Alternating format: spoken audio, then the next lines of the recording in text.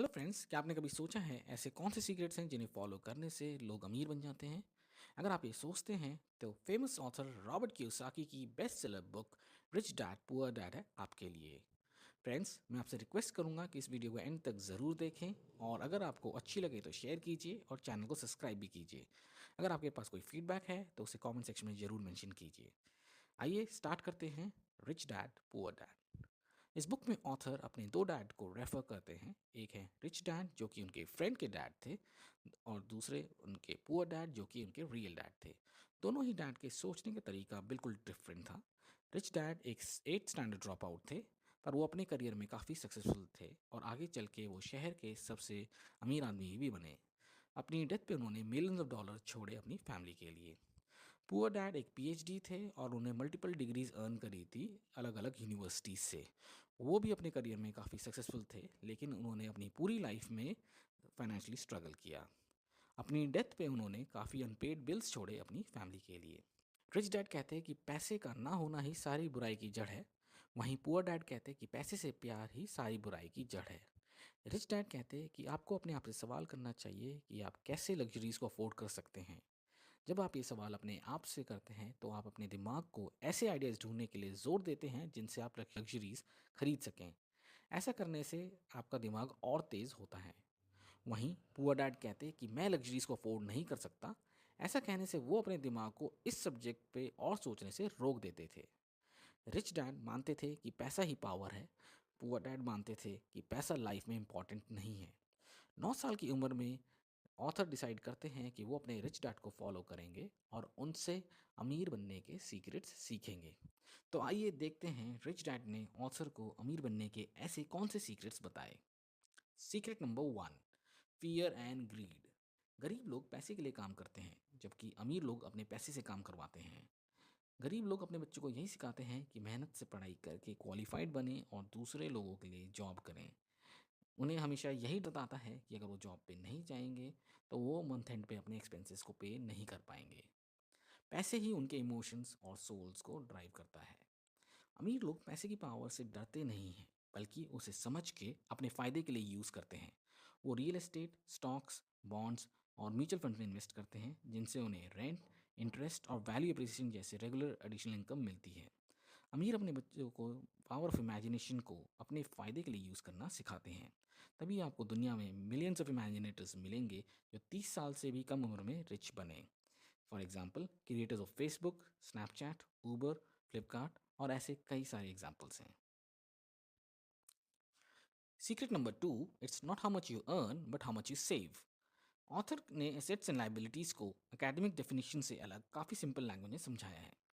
According to author, assets वो है जो ओनर की जेब में और पैसे लाती है और जिससे और नई एसेट्स खरीदी जा सके। लाइबिलिटीज़ वो है जो ओनर की जेब से पैसे निकालती है और आपके अवेलेबल कैश फ्लो को कम करती है।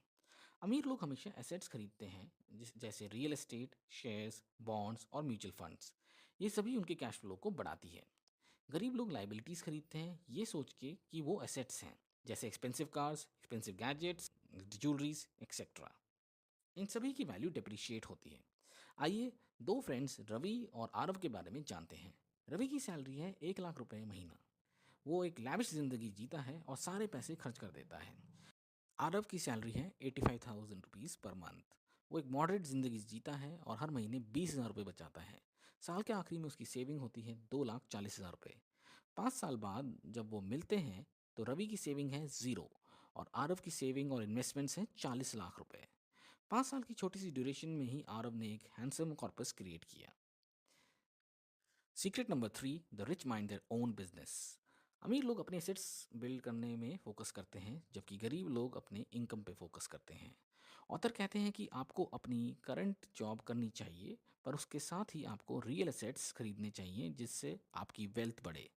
अपने एक्सपेंसेस कम से कम रखिए, लाइबिलिटीज़ कम करिए और ऐसे एसेट्स खरीदिए जिनसे कैश फ्लो जनरेट करने में आपकी फिजिकल प्रेजेंस की ज़रूरत ना हो, जैसे stocks, bonds, income generating real estate, music scripts, कोई भी क्रिएटिव वर्क से जुड़ी royalties. Secret number 4, taxes and the power of corporation. अमीर लोगों को टैक्स नहीं देना पड़ता है।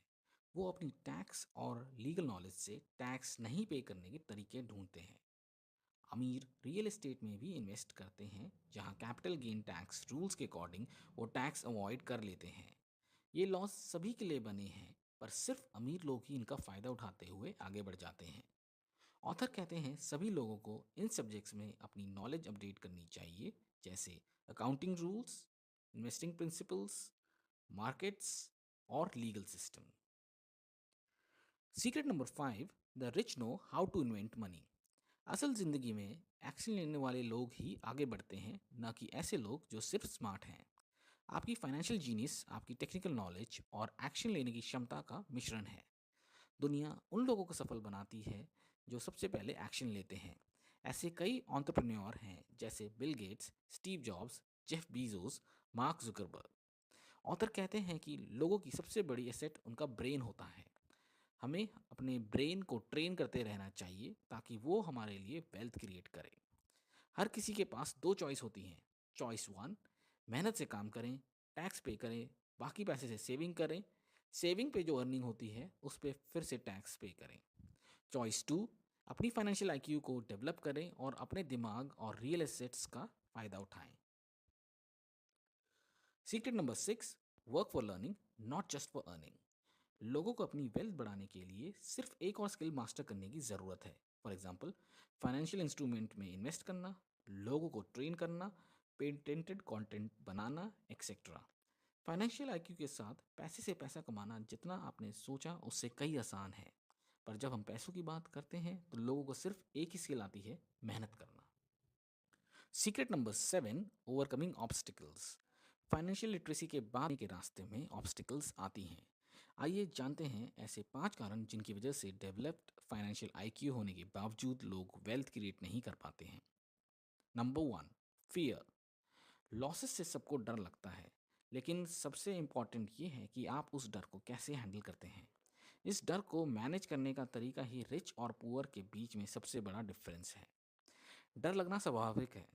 एक सोल्यूशन इसका ये हो सकता है कि आप छोटी उम्र से इन्वेस्ट करें और पावर ऑफ कंपाउंडिंग इंटरेस्ट को अपने लिए काम करने दें। ऑथर कहते हैं लाइफ में हार के बाद जीत जरूर मिलती है। वो आज तक ऐसे किसी अमीर इंसान से नहीं मिले जिन्हें लॉस नहीं हुआ, पर इस लॉस के डर से उन्होंने अपना बिजनेस बंद नहीं किया। Number 2, cynicism. हमारे डाउट्स हमें एक्शन लेने से रोकते हैं। हम सेफ प्ले करते हैं और अपॉर्चुनिटीज़ हमारे हाथों से फिसलती रहती हैं। आपको बहुत हिम्मत की ज़रूरत होती है ताकि आप अपने डाउट्स से जीत कर एक्शन ले पाएँ। Number 3, laziness. ऐसे लोगों का सबसे बड़ा बहाना होता है लाइफ में बिजी रहना। इतना बिजी कि आप अपनी हेल्थ, वेल्थ और रिलेशनशिप्स को भी मैनेज नहीं कर सकते। लेकिन इसका सलूशन क्या है? ऑथर कहते हैं कि आपको अपने आप से पूछना चाहिए, मैं कैसे इस चीज़ को अफोर्ड कर सकता हूँ।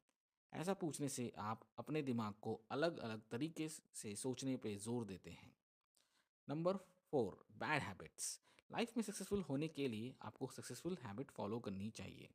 गरीब लोग हमेशा दूसरों को पहले पे करते हैं और अपने आप को लास्ट। अमीर लोग कम कैश होने के बावजूद अपने आप को पहले पे करते हैं। उन्हें पता है गवर्नमेंट या क्रेडिटर्स को पे ऑफ करने के लिए उन्हें एक्स्ट्रा इनकम के आइडिया सोचने ही पड़ेंगे। Number 5, arrogance. रिच डैड कहते हैं कि जब भी उन्होंने ये सोचा कि जो भी वो जानते हैं सिर्फ वही इंपॉर्टेंट है, तो उन्हें लॉसेस हुए। ऑथर कहते हैं कि आपको हमेशा फील्ड एक्सपर्ट से अपनी नॉलेज अपडेट करते रहना चाहिए। तो ये थे वो 7 सीक्रेट्स जो ऑथर ने अपनी book rich dad poor dad में शेयर किए। उम्मीद करता हूँ आपको ये बुक समरी पसंद आई होगी।